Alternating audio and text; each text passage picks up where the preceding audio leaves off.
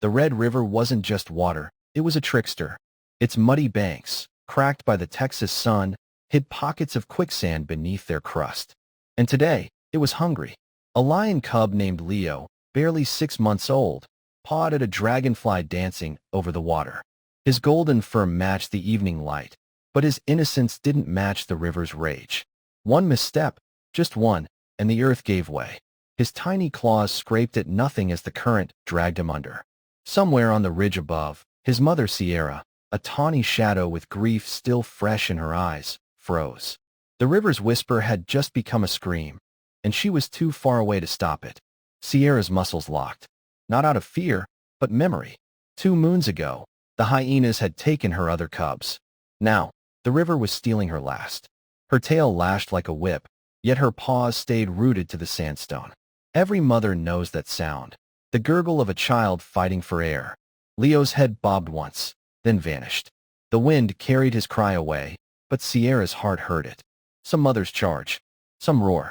This one couldn't move. Behind her, the thorn scrub rustled. Something else had heard the cub too. Something with patience and teeth. Leo's world was brown. Brown water, brown mud, brown terror. His lungs burned as the river shoved him downstream, his paws flailing against the weight of the current. Where was Sierra? The bank blurred past, too far to reach. His claws snagged a root, then slipped. The mud sucked him deeper, like it wanted to keep him. Above the surface, the sunset painted the sky gold. Below, the river didn't care. Leo's strength was fading, and so was the light.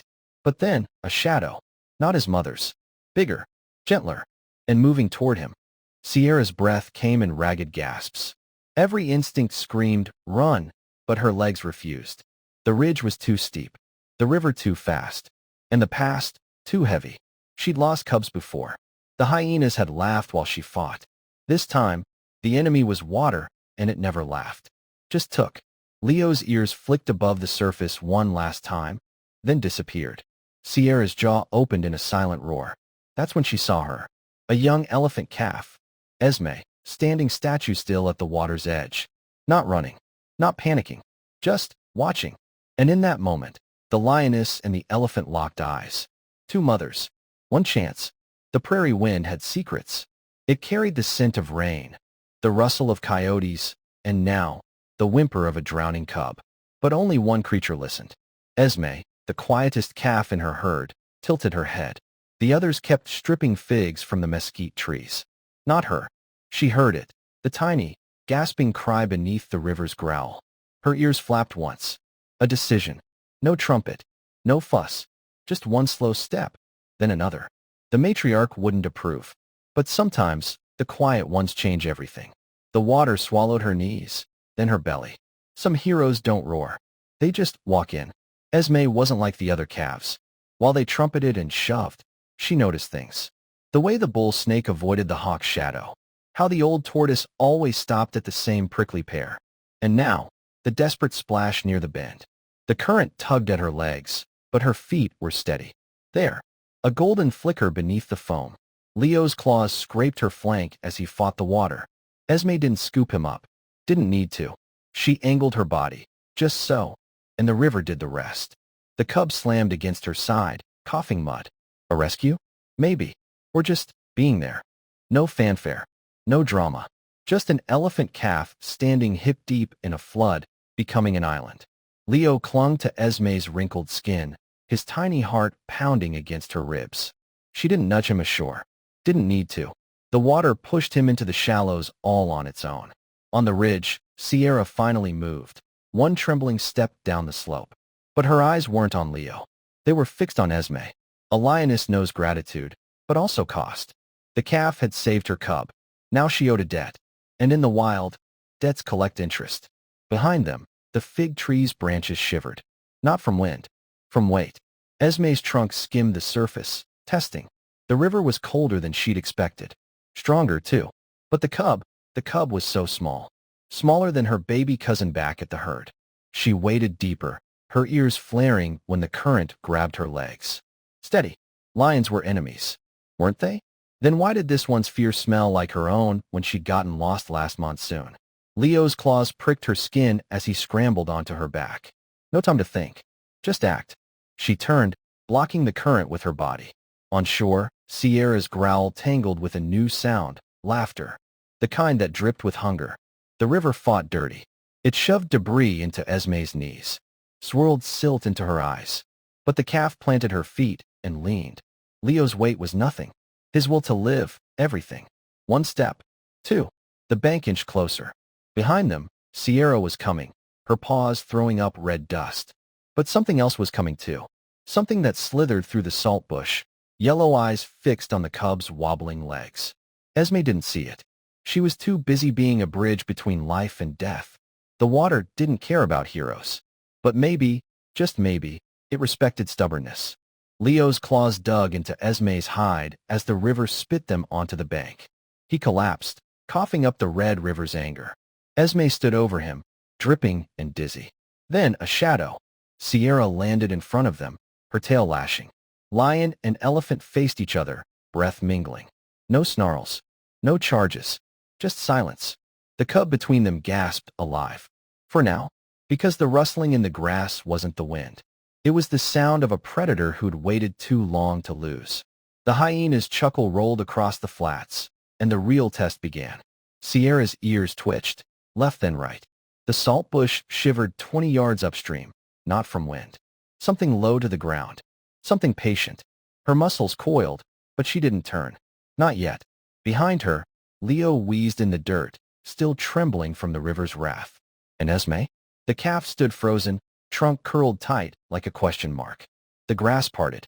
A flash of spotted fur. Yellow eyes. Hyena. Not the cackling pack kind. This one moved alone, and that made him deadlier. Sierra's lips peeled back in silence.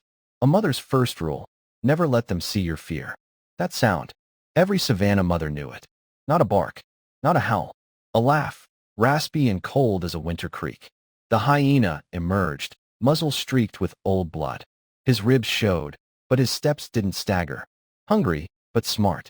He circled upwind, nostrils flaring at Leo's sodden fur.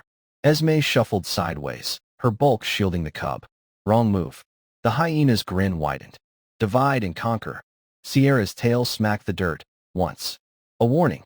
The wind shifted, carrying the scent of something worse. More of them? No. Just the old bull elephant watching from the ridge. Useless. This wasn't some bone picker waiting for scraps. This hyena had strategy. He darted left, feinting toward Esme, then pivoted right, aiming for Leo's exposed flank. Sierra lunged, but the mud betrayed her. Her paws slid. The hyena's teeth snapped air inches from the cub's throat. Esme trumpeted, high and panicked, a sound that should have brought her herd running. Nothing answered, just the river's chuckle and that damn laugh. The hyena backed off, licking his chops. Testing. Sierra knew this game. He'd wear them down. Wait for dusk. Then. But Leo stirred, coughing. Alive. For now. An alive cub? That's worth fighting for. Back to back, they formed an accidental fortress. Sierra facing the hyena. Esme watching the thicket. Neither trusted the other, but the cub between them was common ground. The wind died.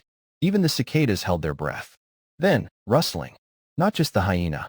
Something bigger in the mesquite. Sierra's hackles rose. Esme's ears flared. The hyena stiffened. What now? A shadow detached from the trees. Not a lion. Not a hyena. Titus. The old bull elephant loomed on the ridge, his split, ear twitching. He didn't charge. Didn't bellow. Just watched.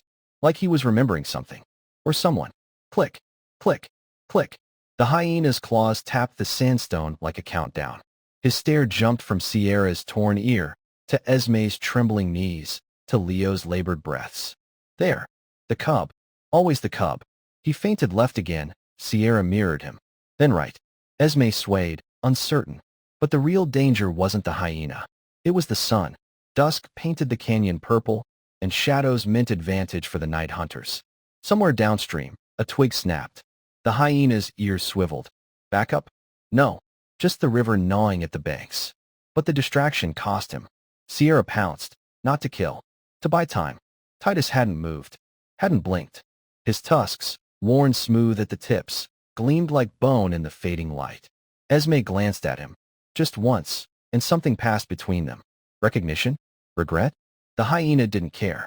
He skirted Sierra's claws, lunging for Leo's hindquarters. Esme's trunk swung wild, missing by inches. Too slow. The hyena's teeth grazed fur, then wham. A boulder? No. Titus's foot. The bull had crossed the distance in silence, his bulk blocking the strike. No fanfare. No charge. Just one stomp that shook the earth. The hyena yelped, scrambling back. But Titus? He just stared at Esme. And for the first time, she flinched. Up close, Titus was a map of pain. A crescent scar on his shoulder, lion's swipe. A notch in his trunk, poacher's snare. His left tusk, yellowed and cracked, bore grooves like tally marks. Esme inched backward, her tail brushing Leo. The bull's scent hit her, musk and old wounds. Familiar. Too familiar. The hyena circled wider now, wary of the giant. Sierra growled, torn between threats. Titus ignored them all. His trunk lifted toward Esme's brow, then froze. A distant sound sliced the tension, the matriarch's rumble. The herd was calling. Titus's ears drooped. He turned away, leaving Esme with a choice, follow or stay. The memory came in fragments. A calf's squeal, a male's deep hum, the scent of rain on hide. Father? Esme couldn't be sure. Titus had vanished years ago, before her first molt. Now he walked away like she was just another stranger. The hyena, emboldened, crept closer. Sierra's snarl hitched. Now or never. Esme did the unthinkable. She stepped toward the lioness, her flank pressing Leo between them. A united front. The hyena hesitated. 2 against 1. Bad odds. Then laughter. Not his. Others. Shadows pooled at the tree line. The pack had arrived. Titus stopped at the canyon's edge. The matriarch's call came again, urgent. Safety. Family. Everything a calf needed. But Esme didn't move. Couldn't. Leo's breath warmed her ankle. Sierra's shoulder brushed her leg. The hyenas fanned out, 5 strong now. Titus glanced back once. His gaze swept over Esme, the cub, the lioness, then settled on the lead hyena. Something dark flashed in his eyes. A memory? A promise? His ears snapped forward, decision made. The bull vanished into the brush. No help coming. Just twilight and teeth. The last light gilded Titus's back as he disappeared. Esme's chest ached. Why had he looked at her like that? No time to wonder. The lead hyena lunged, aiming for Leo's throat. Sierra met him midair, claws versus jaws. The others closed in. Esme spun, her tail a whip. One hyena yowled, tumbling into the shallows. But the pack didn't scare easy. They darted, feinted, wearing the defenders down. Leo huddled under Esme's belly, his whimpers smothered by her thudding heart. Then, thunder. Not the sky. The ground. Distant at first, then closer. The hyenas froze. Sierra's ears pricked. Esme knew that rhythm. Hooves. But whose? A vibration deeper than fear pulsed through the red dirt. Esme's feet knew it first, that ancient drumbeat of hooves. Not the light patter of antelope. This was heavier. Closer. The hyenas scattered as the mesquite thicket exploded. A dozen bison, massive, dust-coated, charged through the gully, their nostrils flaring at the predator's stench. Sierra flattened herself over Leo as the stampede split around them. Esme trumpeted, but the sound drowned in the quaking earth. The lead bull veered last, his horn grazing a hyena's flank. A gift or an accident? No matter. The rules had changed. The bison's passing stirred up more than dust. Upstream, the Red River shuddered, its banks collapsing in chocolate-brown chunks. A wall of water, foamy and furious, rounded the bend. Flash flood. Esme's ears slapped against her skull. She'd seen this before. The matriarch's warning echoed in her bones. Never turn your back on an angry river. Too late. The current swallowed her knees, then her belly. Sierra dragged Leo onto a sandstone slab, just as the first wave hit. It wasn't water. It was a monster with teeth of debris, and it remembered the cub. Leo's claws scraped rock as the flood surged higher. The slab, their island, was crumbling. Sierra's hind legs dangled in the torrent, her muscles trembling. Esme fought the current, her trunk straining toward them. 6 feet. Might as well be 6 miles. The mud beneath her feet liquefied, sucking her deeper with each breath. Somewhere downstream, a cottonwood tree cracked like gunfire. The hyenas? Gone. The bison? Safe on the ridge. Only 3 souls remained in the water's crosshairs. A lioness. A calf. and the cub who'd brought them together, now tearing them apart. Sierra's jaws locked around Leo's scruff as the slab tilted. Her front claws gouged grooves in the stone, 2 inches, 1. Esme lunged, her trunk whipping through the spray. Almost, the slab upended. Lion and cub tumbled into the froth. Esme's scream was pure instinct, a sound she'd never made before. The river answered by swallowing them whole. For 3 heartbeats, nothing surfaced. Then, a golden flash. Leo's paw broke the surface, tangled in Sierra's mane. The current slammed them against Esme's chest. No time to think. Just act. She curled her body around them and let the water take them all. The world became a churning nightmare of branches and blood. Esme's side scraped against a submerged boulder. Sierra's claws dug into her flank, not attacking. Anchoring. Leo rode the pocket between them, his tiny body buffeted but alive. The river didn't care. It shoved them under a fallen cottonwood, duck or die. Esme's skull grazed bark. Sierra's roar bubbled underwater. Then light. The log passed. Their heads broke surface in unison, gasping. Ahead, the bend, where the canyon narrowed, where the water would get faster, deeper, deader. Esme's legs burned. Sierra's eyes met hers. No words, just a pact. Not this cub. Not today. Leo's cried at what no threat could. Esme trumpeted. Not the calves' timid peep, but a matriarch-worthy blast that ricocheted off canyon walls. Somewhere upstream, Titus's head jerked up. The river answered by ramming them into a sandbar. Mirage or mercy? Esme's knees hit bottom. Sierra dragged Leo onto the grit, her sides heaving. The water still tugged, hungry. Esme planted herself downstream, her body a living dam against the current. The sandbar held, for now, but the cost? Her strength ebbed with each heartbeat. And the hyenas? They'd be back. Rivers weren't the only things with memories. No heroic lift. No grand rescue. Just Esme's bulk breaking the current long enough for Leo to crawl ashore. Sierra collapsed beside him, her tongue licking mud from his whiskers. The elephant calf swayed, her legs jelly. One step, then another. The sandbar held. Behind them, the red river roared its frustration. Ahead, the thorn scrub and whatever waited there. Titus's scent lingered on the wind, but Esme didn't follow it. Her herd's calls grew fainter. Choices, choices. Sierra's golden eyes found hers. No words, just a nod. And in that silent exchange, something fragile and unbreakable took root. The herd's summons vibrated through Esme's feet. Come home. Safe. Familiar. But her feet stayed planted. Sierra's ear flicked toward the sound, then back to Leo. The cub's ribs fluttered like trapped birds. Not safe yet. Not by miles. Esme's trunk brushed the lioness's shoulder, once. A transfer of trust. Then she turned upstream, toward the last place she'd seen Titus. Not for help. For answers. The matriarch called again. Esme lifted her trunk and stayed silent.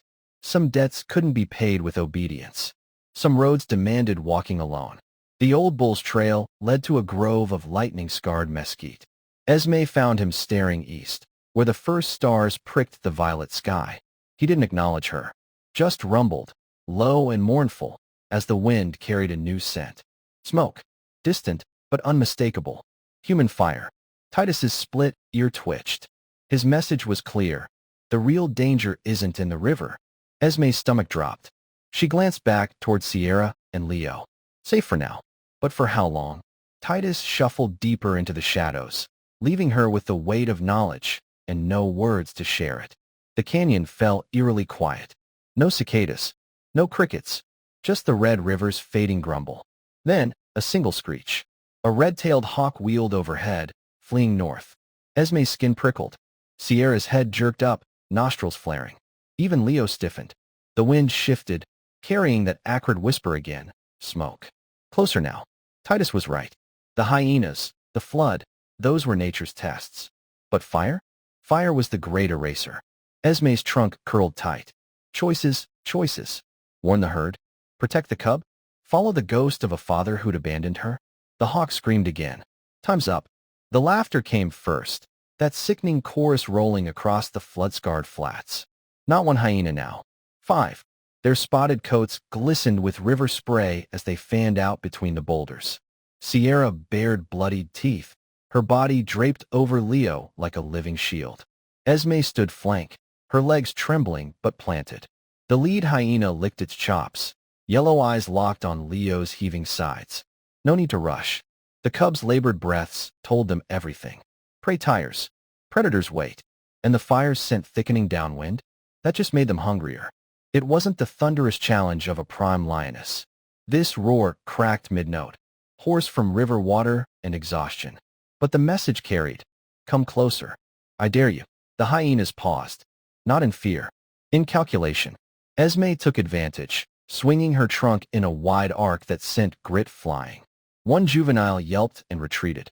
The others? They'd seen this act before. The lead female darted in, teeth snapping at Sierra's hind leg. Missed. But the game was set. Wear them down. Wait for weakness. Somewhere beyond the smoke haze, Titus's distant bellow went ignored. This battle belonged to the mothers now. Her first real stand. No herd. No matriarch. Just a calf barely weaned against nature's bullies. The largest hyena lunged for Leo's exposed tail. Esme's foot came down like a landslide, missing by inches but spraying mud in its eyes. Bluff. She couldn't charge. Couldn't flee. So she did what silent ones do best. Made herself big. Her ears flared wide. Her trunk coiled high. A pathetic imitation of Titus, but it gave Sierra the opening she needed. The lioness's paw flashed out, claws raking the lead hyena's muzzle. First blood. Not enough to end it. Just enough to enrage. The dance turned deadly. Hyenas swarmed, one latching onto Esme's tail, another going for Sierra's wounded shoulder. Leo's terrified mule split the chaos. Esme spun, her baby tusk grazing a spotted flank. Not deep enough. Sierra's counterstrike ripped an ear, but the pack didn't scatter. They adapted. Two distracted the lioness while others flanked. The reek of blood and wet fur clogged the air. Then, a sound none expected. Not a trumpet. Not a roar. A high, desperate squeal from Leo as he charged, tiny fangs bared at the nearest hyena. Folly. Or the bravest bluff on the plains. For one suspended moment, even the hyenas froze. Leo stood trembling between Esme's legs, his baby mane puffed up, his muzzle wrinkled in a snarl far too large for his body. The lead hyena cocked its head, then laughed. The pack surged, just as the wind shifted. Smoke billowed across the battleground, stinging eyes, stealing breath. Esme seized the moment, trunk snatching Leo up as Sierra delivered a crushing swipe. The hyenas coughed, hesitated. Now, the trio bolted for the canyon's narrow cleft, where the boulders offered cover, and the fire's breath licked ever closer. The backwash canyon saved them, barely. Its high walls shielded them from both hyenas and flames. But the price? No escape. The Red River's retreat had left a quagmire of sucking clay. Sierra's paws sank to the wrists with each step. Esme's legs trembled from exertion. Only Leo moved lightly, his small frame skimming the mud surface. The smoke thickened above the rim, turning noon to twilight. Then, a miracle. An old game trail, half buried in slide debris. Leading up, leading out. But at the top, a silhouette. Not Titus. Not hyenas. Something taller. Watching. Waiting. The fire's glow painted it crimson. They crawled from the canyon like ghosts of themselves. Esme's trunk bore a gash from hyena teeth. Sierra's left eye swelled shut from a lucky kick. Leo? He simply clung to Esme's tail, his whimpers smothered in her bristles.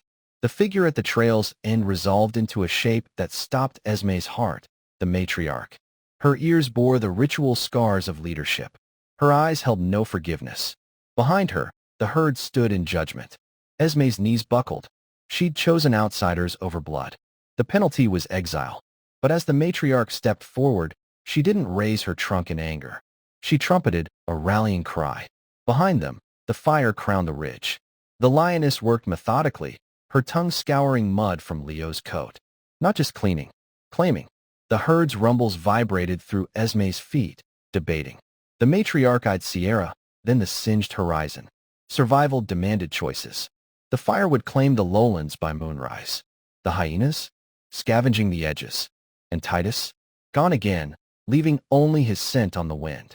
Esme lifted her trunk toward the matriarch, a plea. The old female studied Leo's sleeping form, his belly rising and falling in rhythm with the herd's breaths. Then a nod. Not acceptance. Truce. For tonight, the cub could follow. But come dawn, every soul here knew the rules. The herd moved north, their footfalls muffled by ash. Esme lingered at the rear, her gaze sweeping the ruined valley. Somewhere in the smoke, Sierra shadowed them. Close enough to guard Leo, far enough to honor boundaries. The matriarch allowed this. For now. But the look she gave Esme carried the weight of generations.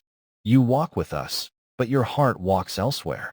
The calf touched her scarred trunk to her chest, where Leo's claws had left tiny crescent moons. No answers came, just the endless wind, carrying the scent of rain, and the faintest echo of Titus's departure song. Dawn painted the survivors in gold and charcoal. The fire had spent itself against the river. The hyenas? Scattered or worse. Leo sat upright on a basalt outcrop, watching the elephants form their traveling line. Sierra's paw rested on his back. No grand goodbyes. No touching trunks. Just Esme pausing at the matriarch's side as the herd began to move. One heartbeat. Two. Then a sound. Not a trumpet. Not a roar. A single, clear note from Leo, wobbling but true, that hung in the air like a promise. Esme's ears flicked back. The matriarch sighed, and the wind carried the rest away. The old bull's footprints ended abruptly at the scorched earth line, as if he'd stepped into smoke and become part of it. Esme sniffed the cold ashes, her trunk tracing the outline of one massive print. No blood, no struggle, just gone. Sierra padded up beside her, Leo wobbling at her heels. The lioness's nostrils flared. She knew this story too. Males who walked into the fire rather than face another dawn. The wind stirred the matriarch's distant call. Time to move on. But Esme lingered one breath longer, her shadow stretching west where Titus's still pointed east. Leo's dreams would forever smell of river mud and elephant milk. That last touch, Esme's trunk brushing his forehead as the herd departed, left an imprint deeper than scars. Now he trailed after Sierra through the fire-blackened scrub, his paws clumsy with exhaustion. Sometimes he'd stop, ears pricked, listening for a sound that wasn't there. No trumpets, no laughter, just the rasp of his mother's tongue cleaning his singed whiskers. The wilderness had given him two mothers, and taken both in different ways. One lesson stuck: not all goodbyes roar. The claw mark down her flank wasn't from hyenas. Not really. It was the price of crossing the matriarch's line when Leo had stumbled too close. The old elephant could have killed her. Instead, 3 warning strikes, shallow but stinging, before nudging the cub back with her trunk. A message in blood and mercy. Your son may walk near us, but never among us. Sierra licked the wound absently as they trekked north. It would heal crooked, like her trust, like the land, like the memory of an elephant calf who'd stood between her cub and the end of the world. By the time they reached the high meadows, the Red River was just a thread of silver in the distance. Calm, almost innocent. Sierra drank warily, her reflection fractured by the current. Leo splashed in the shallows, chasing minnows like any carefree cub. But the water still whispered secrets if you knew how to listen. Esme's name. Titus's warning. The hyena pack's fate after the fire. Sierra's ears twitched. Some truths were better left swirling downstream. She hooked a paw around Leo's middle, pulling him from the water just as a cottonwood leaf spiraled down, gold on one side, charred black on the other. The first snow came early, dusting the meadow in diamond-bright silence. Leo, nearly grown now, crouched beside Sierra atop a granite outcrop. Below, the new herd moved like gray shadows through the frosted grass. Esme was there, taller, her tusks just beginning to curve. She paused, trunk lifted toward the ridge. Sierra didn't growl. Leo didn't cry out.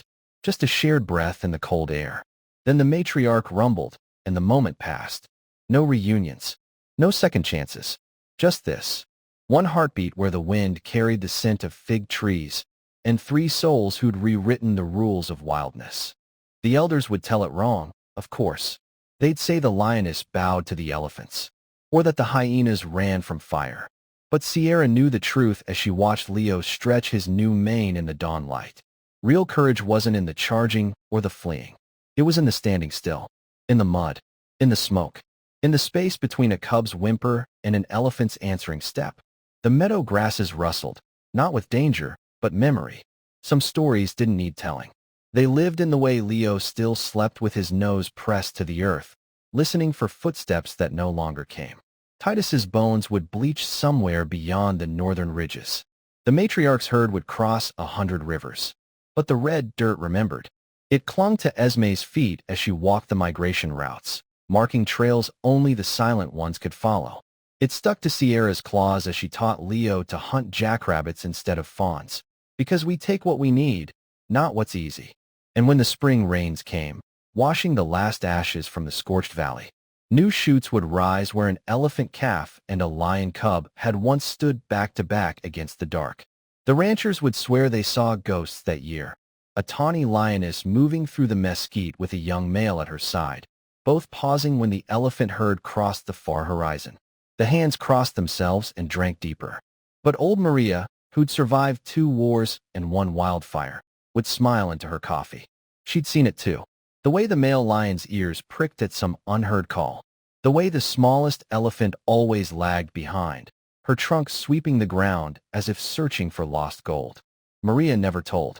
Some truths were too fragile for words. Like love, like loyalty, like the wild things that remembered when we forgot.